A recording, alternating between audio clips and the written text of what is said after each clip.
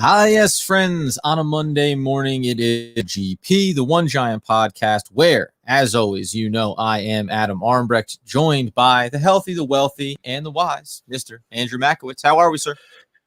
Long weekend, member guest golf tournament. Shout out to Jay for hosting. What a blast that was. I feel like I need to just drink water and eat a salad for maybe the next 7 to 10 years.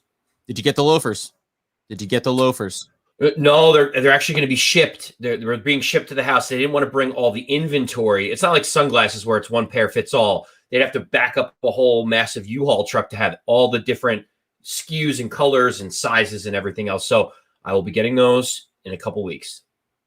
All right. Well, listen, that's, I guess, disappointing for the listeners. We all want to know about your footwear, certainly off the bat following a great weekend. But in this episode this morning, we're going to talk about some surprising news that I think caught everybody off guard because it's not new news. It's just new to you and to me, and I think to most Giants fans regarding Sam Beal. We're also going to cover a little bit of chatter around the training camp and some of the positivity of some of the young players, bubble potential guys as well. And then an interesting article that is calling into question one of the Giants' off-season moves. So big things. The wheels are in motion here. Before we dive in, let's start positive on a Monday, right?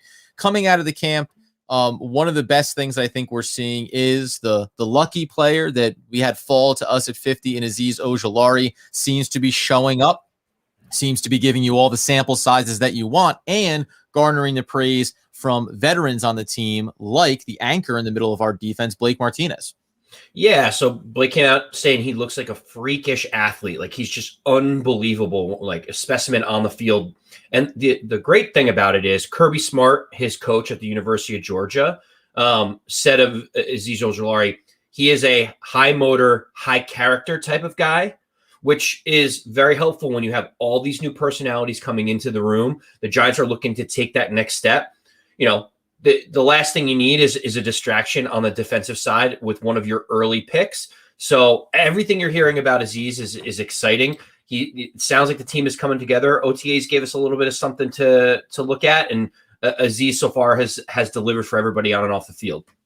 Yeah, and I think that's important. Like you say, rebuilding these cornerstones. Listen, we know the Giants are not above the fray of teams taking chances on players with some question marks off the field. Obviously, we're about to get into that here. But when you think about a player like Azeez that you want to grow into and become a cornerstone leader on that defensive front there, you certainly, and defensive unit overall, you certainly want to feel like he is checking the boxes physically, mental IQ, right? Understanding the system, and then also representing the team. I feel like there's players all throughout the Giants' history that have been able to do that for them. Now let's get depressed. Sam Beal, talk to me about compensatory third-round pick, a guy that I just think Giants fans look at and say, what could have been? And then even coming to this year, thought what still could be potentially as he heads into the last year of his contract. I mean, surprising, almost shocking information came out that he had pled guilty to an arrest from almost a year ago now. This feels like a weird through the cracks story that just never got covered at the time. Yeah, you know what, Adam, it's interesting. So Sam Beal pled guilty to a gun-related charge. It was from June of 2020, right? And you're like, how are we only hearing about this now? But the whole thing was, I believe it was just a handful of days prior to this arrest happening in last June, Sam Beal opted out. So he kind of said, I'm out of sight, I'm out of mind. I'll see you guys all later. And then we find out what Sam Beal likes to do with his free time. And it's apparently drive around in Ohio with guns in his car that he's not supposed to have, which is probably not a good look, especially when the team has given you chance after chance to try to ascend and become a full-time starter and try to make the team. And, you never get upset about someone's, health decision to opt out of the season. But then all of a sudden, what are you doing with that time? It's not time well spent. And it's kind of crazy, Adam. Are you surprised that we haven't even heard a whisper about this at all, even though he did opt out? Oh, listen, we won't have to belabor this point for now because I don't know what the long-term future is for Sam Beal on this team. But to me, what it rings of is here's a guy that opted out just prior to something that was going to come out. And so he avoided it being a public thing potentially. I mean, you know what I mean? I don't want to go tinfoil hat here, but it's almost like, hey, I'm about to maybe get suspended. Maybe something bad's going to happen here. If I opt out, then I end up getting to secure X amount of dollars off my contract that'll carry over and push it back into the following season. And if you're the Giants, you just because he opted out, you just act like he's not on the team. But, you know, we still heard all about Nate Solder and what was going on for him. And that was all just, you know, personal reasons with his family and health and everything else. But he was still very much in the news around the New York Football Giants. So there's something a little bit unnerving about the idea that Sam Beal opts out and somehow the Giants just are like, yeah, I guess something might be going on. I couldn't tell you he opted out. We're unaware of his circumstance. Well, it's just never a good situation when you see that there was a traffic violation in Ohio. He gets pulled over. He has 2 gun-related charges against him.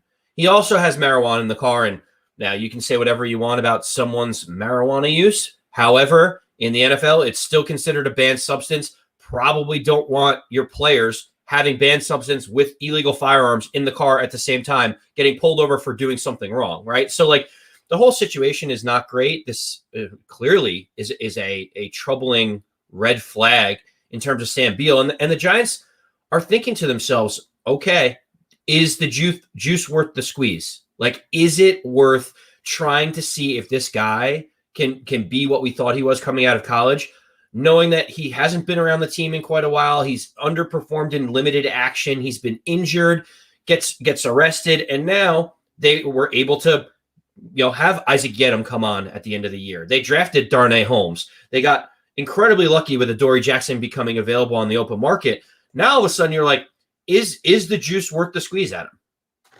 I highly doubt it. We'll get into it a little bit later with some of the bubble, but yes, those questions have to be very prevalent for the Giants, and Sam Beal at this stage of his very young career is doing himself no favors. But you mentioned Adoree Jackson, and I just want to quickly touch on, because the bulk of what we're going to get into is some of these bubble roster players and our different perspectives on it.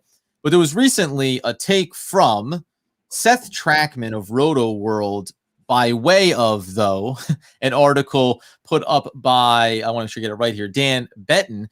And he was just talking about, so essentially it's Adoree Jackson. Is it going to be considered a mistake or a buyer's remorse scenario for the Giants after the upcoming season? He's on a 3-year deal, as we all know, the $39 million contract with $24.5 million guaranteed. But inside of this, Dan references Seth Trachtman's take on it, where the Giants have done a nice job remaking their secondary over the last 2 years. Excuse me. They're taking on a huge risk with Jackson. The former Titan has struggled to stay healthy over the last 2 years, including only 3 games played last season, but he was guaranteed $26.5 million on the 3-year deal from the Giants. The Giants defended the contract given to Jackson and insist that he checked all the boxes when undergoing his physical with the team. Quote, "What makes America great is that everyone is entitled to their opinion," General Manager Dave Gettleman said back in April. Do you think that we all know that Adoree Jackson has injuries, but we've highlighted the stats, of what he's done in coverage and what this player is capable of. I really don't think that maybe at the point of, was the contract a little bit higher than it needed to be? Could you have gotten him at a cheaper deal? But I just don't see how this could be regarded as a head-scratching move. You have a glaring hole at cornerback. You have James Bradbury locking it down on one side.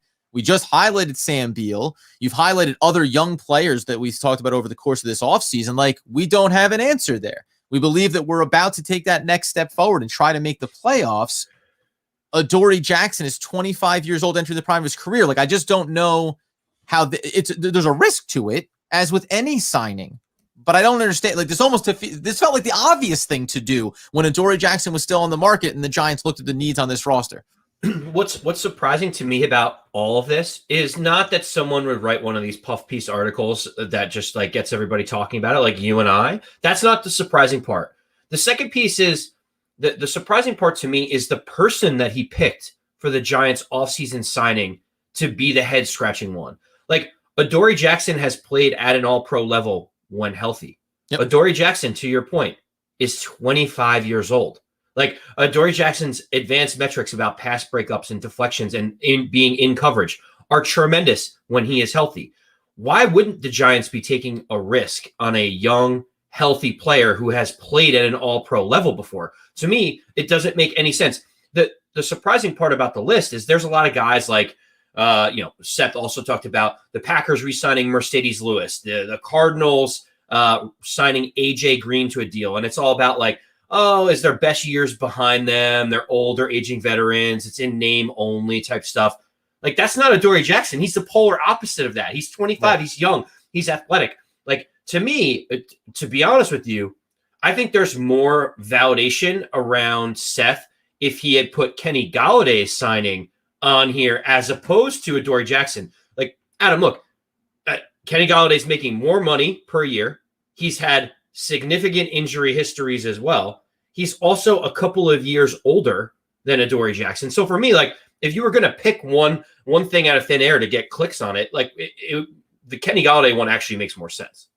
Yeah, and it's not even to say that we're not excited about having Galladay or having Adoree Jackson, but I think you're right. Right, this is a guy, when you talk about the position, wide receiver, you're about to maybe be coming into or falling out of your prime, depending on how a hip injury works for you. So certainly the risk reward there. And to your point at the start of free agency, the idea was the wide receiver market's coming down, and the Giants made the choice to still show the commitment to Galladay with a contract pretty darn close to market value relative to how the cap had been lowered and expectations and maybe everyone pushing it down the road until next season. So yeah, it's an odd one to me. Listen, the proof will be in the pudding. We'll see him on the field. And I certainly think as long as Adoree Jackson is healthy, he's going to reap the benefits of playing across from James Bradberry and with the secondary players in behind him at the safety position.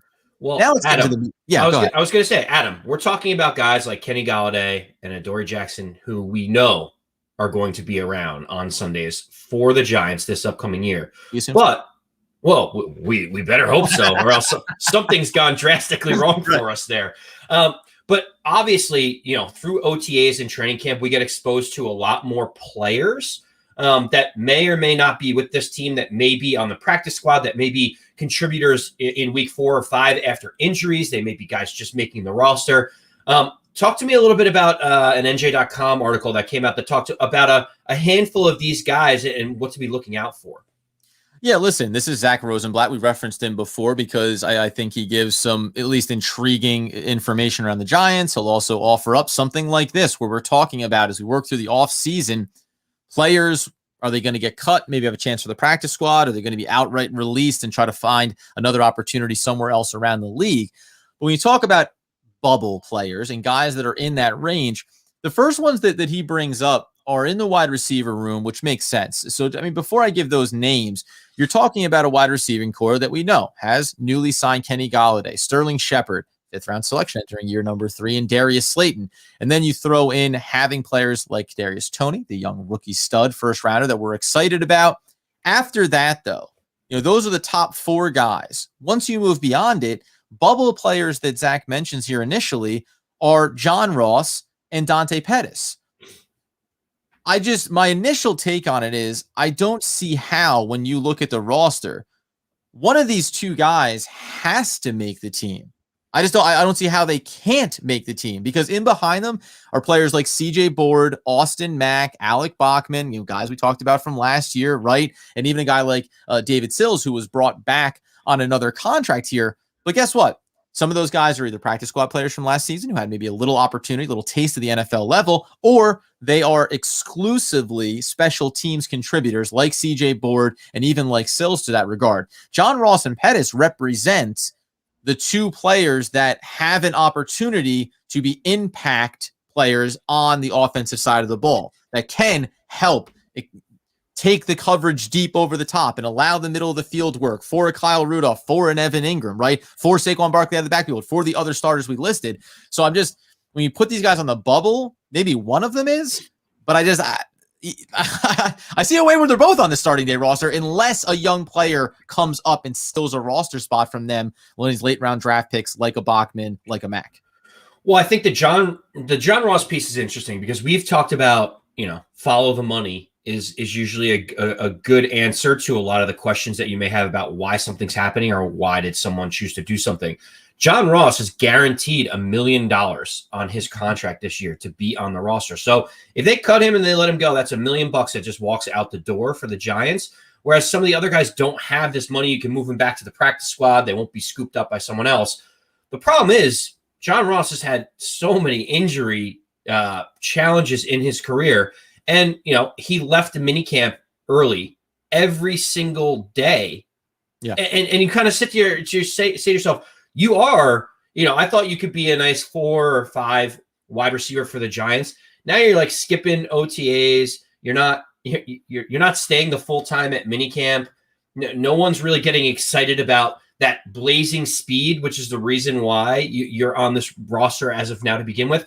It just feels like, he had an opportunity where you could just say, man, you saw Kadarius Toney out there, human joystick, unbelievable. Did you see how fast John Ross was when he was, finally getting into his stride? You don't hear any of that. Instead, you're kind of hearing it go without a whimper. Whereas Dante Pettis had a couple of really nice catches. He got elevated on one, that the beautiful picture of him up in the air feels like 5 feet. And you start to wonder, if John Ross isn't going to be out there, can't stay healthy, that speed can only get you so much when you're inactive on game day. 100%. So I guess, like you say, the guaranteed money or what it may cost to outright release him. I think when you talk about Pettis, he's been on the roster since last season. He was healthy through the camp. Obviously, he's someone that the Giants would look to use in the return game as well. That being the case, I think maybe John Ross still finds his way onto the roster because, again, any number of these other younger players or exclusively special teams wide receivers, and that's where you get into this, who's being kept in other areas of the team defensively, but for special teams contributions, and how does all that balance out? Who can be a gunner on special teams? That's where CJ Board gives you the extra layer of special teams value. So it's hard for me to find right now a path for John Ross to make the roster. And I also feel compelled to say, man, I'd be hard pressed to think that they're not going to have him on the roster, given that they brought him in. There is some level of guaranteed money here.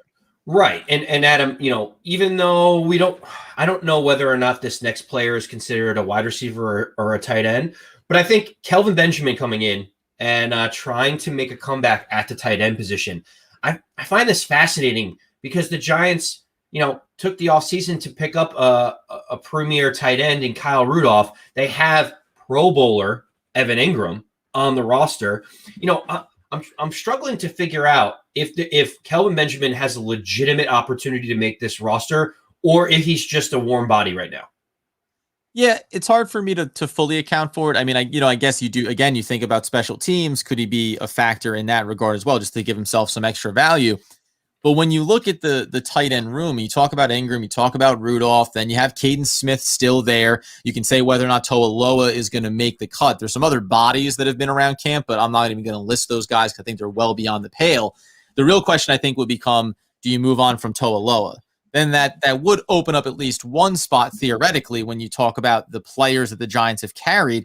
And maybe this is around the Kyle Rudolph injury and just trying to have, again, a warm body, just in case, a guy that does, even though he's been out of the NFL, does have NFL experience. So you feel like if you needed to rely on him for a couple of reps early in the season, and then maybe you cut ties at some point, right? This could be a very short stint. I think it's at least worth seeing what he has. And if he shows enough, then he may warrant holding around on the 53-man roster. Again, he's probably, you talk about bubble, he is about as on the outside edge of the bubble as possible. Every time that a player on either side of the football shows value, shows youth and potential, that's another bump that now all of a sudden Kelvin Benjamin is gripping by fingertips to that bubble. Yeah, it's interesting, Adam. When I think about Kelvin Benjamin, his actual problem is it's not that they signed Kyle Rudolph. It's not that they have guys that have been around for a while.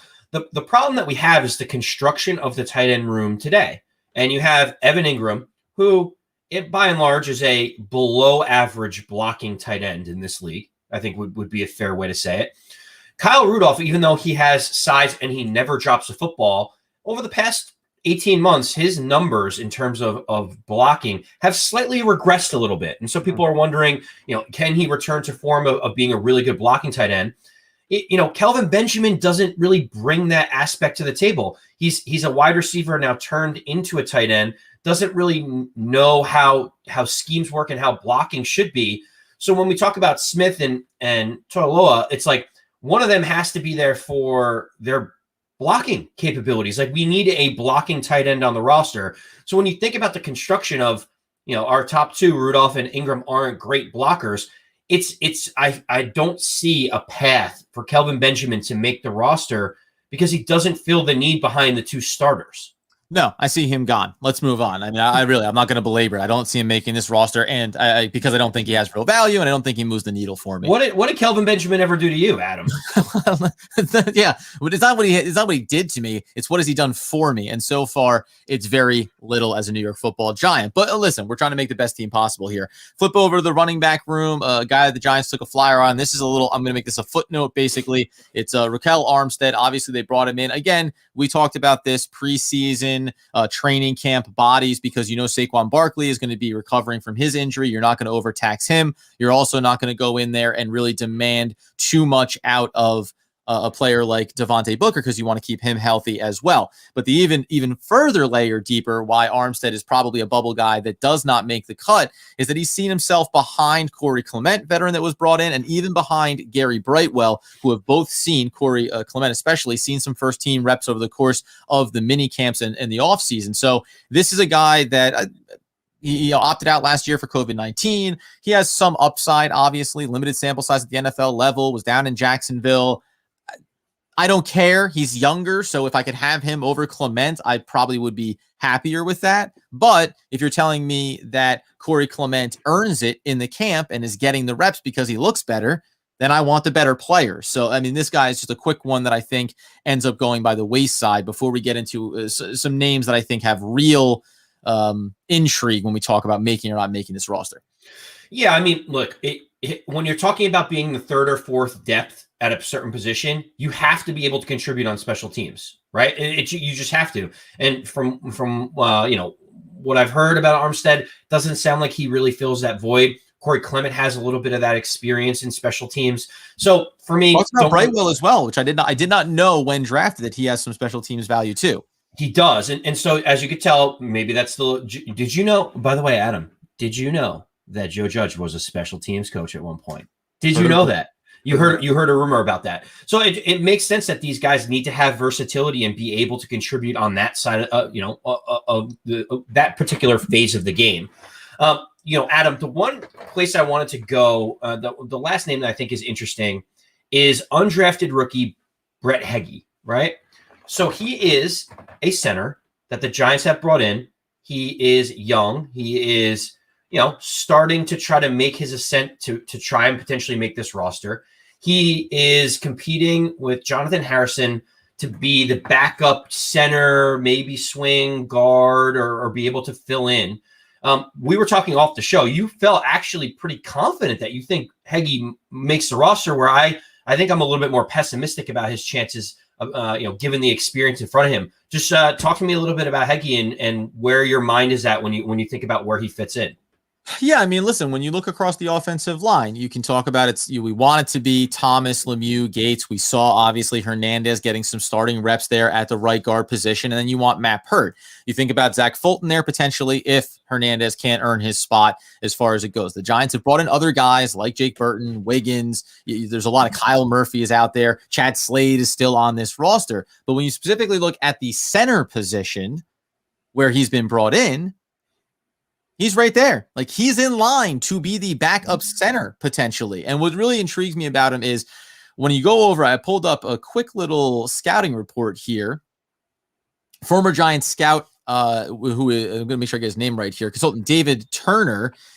He was over on speaking with Ed Valentine. And then when he talked about Heggie, he said, I watched a lot of Florida film. When I watched Brett Heggie in the middle, he didn't get pushed. He didn't lose a crown. He didn't lose an inch when people were coming at him. I think Heggie is really going to be a potential center of the future, and he could be right or left guard initially. So this is also why I think he can make the roster, because when you look across this offensive line and you say, do we want Shane Lemieux to be the locked-in day one starter at left guard? Certainly. we also have to acknowledge that he is a late round pick, and it's not like he can't be overtaken. Do we want Hernandez to still find a role here? We'd like him to, but even if he's beaten out by Fulton as far as on the depth chart, then that means that you still want to have a young player behind Fulton who's basically being brought in as the Cam Fleming of this year to be a stopgap, to save off and let a younger guy play behind him. So while I don't want to see the Giants working an offensive line rotation that we saw last season, in a world where Hernandez falls by the wayside and you're telling me that we have a player who can play any of the interior offensive line positions and who's a young, undrafted rookie, but the Giants have now started to have a little bit of a track record of some later round offensive linemen working out for them. I just think that having a flyer on him, knowing that Nick Gates is going to be going into a potential contract situation, this could be a guy that ends up showing up over the course of the off season, the training camps, preseason. He may get some reps as well because you want to keep Nick Gates healthy for the regular season. If he shows you enough of a spark, I think he's deserving of a spot inside of this offensive line room. And if it comes at the cost of a Chad Slade, yeah, I'm not really worried about that. Jackson Barton, like there's guys on this depth chart inside of the offensive line room that I'd be happy to go by the wayside to make sure that we get a good look, an honest look at Brett Hedgie over the course of the season. Yeah, I mean, you haven't mentioned Jonathan Harrison yet. I know I mentioned him before. He feels like he is most likely to be locked into a roster position as the backup center, to be honest, because of his experience. He's played almost 50 games in the NFL. And, he's bounced around from team to team, so it's not like he's necessarily stuck anywhere. But having that experience, especially for a backup, when Nick Gates has to come out for a few plays, all of a sudden you just want someone that you can put in there that won't be overwhelmed by the moment. And that's what Harrison brings to this offensive line. Once you think further than that, Adam, I think the challenge, and we'll start breaking this down on one of our next shows that we do, is there's just not enough rooms at the inn. Like 53 men on a roster, when we start thinking about the depth that we have at certain positions, you just can't have that many players. And while we may like them, it really falls into that, well, we got to let them go. Hopefully we could stash them on the practice squad situation. Because you think about our secondary, you think about the offensive line, you think about our linebacking and pass rushing group. And we talked about the wide receiving group before. You're like, well, clearly one of them has to make it between Pettis and John Ross. And you're right, but that's just one less roster spot for one of these swing backup guys that may be a third string guy to be able to make the roster.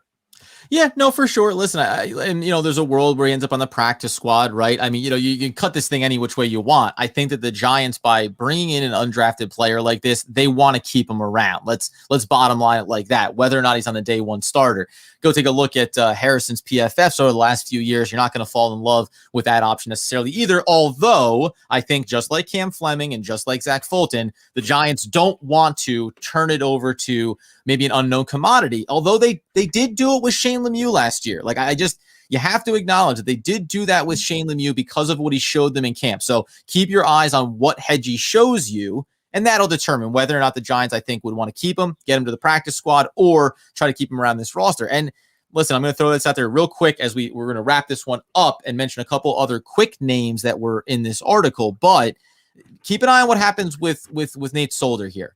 I think that the Giants have done everything to welcome him back in and give him every opportunity. But by his own admission and by the coaches and the team's admission, this is an uphill battle for Nate Solder right now. He's trying to get himself back into football shape and also show that there was something in the football tank before he stepped away last year. So there's a lot of things going on there. And I don't think that this isn't a who are you keeping, Solder or Hedgie, right? It's not a one-to-one, but just in the overall roster and what players are showing it. And how do you, if the Giants are staying true to constructing the best roster to help the team win, that's also where a Harrison, a Fulton have to take priority, maybe over another veteran who, listen, maybe one of the all-time worst contracts, and no shame intended on Nate Solder. But when you go back and look at it, this cannot be what anyone expected, even in spite of the overpay at the time. The last couple of ones, because when you talk about roster spots, Cam Brown and then RJ McIntosh, I think obviously McIntosh is a guy that has to be on the outside very much looking in here because of the last two draft classes and the players that you've brought in. I think he'll have every opportunity over the course of the camp. But Cam Brown to me is a name that it feels like it's a beat too soon to start talking about him being off the roster. I understand that he's a later round pick, but specifically when we talk about the defensive side of the ball and you talk about the secondary, I think there's a lot of cuttable meat there, a lot of trimmable fat that were guys that were brought in to basically stem the tide in a very depleted, weak cornerback room. I feel like there's roster spots that you're going to see fall by the wayside, whereas the linebacking core and the defensive front are kind of comprised by a lot of young talent. We mentioned Azeez at the top of the show. We mentioned guys coming back from injury like Lorenzo Carter, right? There's so many question marks that players with intrigue and upside have to be given the chance, I think. I think it'd be cutting off your nose to spite your face if you bailed out on Cam, who flashed a little bit last year, showed some of the weaknesses, showed the areas that he needs improvement in. And I see him making the roster because it's a little bit too soon for me to cut ties. The only difference being, by the way, one of the players not listed on the bubble is my boy Carter Coughlin, because he does it. He does it on special teams, and he also can contribute some of these facets. I think that's the biggest hurdle for Cam Brown. If he can't be a consistent contributor on special teams, then you need to really carve out a depth role for yourself within that now crowded room on the defensive front. Yeah, I mean, there's 10 guys that are in the pass rushing linebacking room, and not all of them are going to make the roster. They're just not. There's just, again, not enough room at the end, Adam. And so that's why Cam Brown is one of those fringe guys where you like what you've seen. You've seen flashes from him, but when you go out and you sign Ryan Anderson, for instance, you go out and you go get Reggie Ragland, you have TJ Brunson, you have Carter Coughlin. You just start naming the names. You know, I haven't even gone through the other side of the field when you talk about drafting Azeez Ojulari and everybody else. Mm-hmm. It just becomes such an uphill climb. Like, you could like all 10 of the linebackers, but if I said to you could only pick 8 of them, you'd have to make some really tough decisions. I think Cam Brown's going to be one of those where it may be a coin flip, and he may have to really show something in preseason in order to make this roster. Yeah, I'm looking at a guy like Cale Garrett, who was brought in on the back end, right? Or you can talk about, I think, Devontae Downs being a player that was brought back, but I think brought back for this exact reason. If a young player shows up and takes that roster spot from you, Downs, good for us. If nobody does, we like having this veteran player that instead of being a starter ends up being a nice depth piece. That, my friends, is how you do a tight 32 plus minutes on the New York Football Giants on a Monday. We'll be back in on Wednesday. We're gonna try to go a little bit bigger picture. Coming off of, we had that great conversation around former coach Jim Fossil, and we highlighted that really big game, the 41-0 burger over the Vikings on the way to losing in the Super Bowl. And it got me thinking about some of the greatest Giants victories or the best games that Andy and I have seen in our lifetime. So I think over the course of this offseason, or maybe during this week or into next week sometime, we're going to talk about some of those great Giant memories, because frankly, until we really ramp things up here, guys, it's getting thin, right? And we want to give you some fun things to talk about and to debate that you can get involved in as well. So think about those. Shout out at us on social media at One Giant Podcast. Enjoy us over on YouTube when we're doing it live. And download, rate, review, and subscribe wherever you get your podcast needs fulfilled, as one Andrew Makowitz would want, he would need, and certainly he would demand that you know. As always, let's go Big Blue.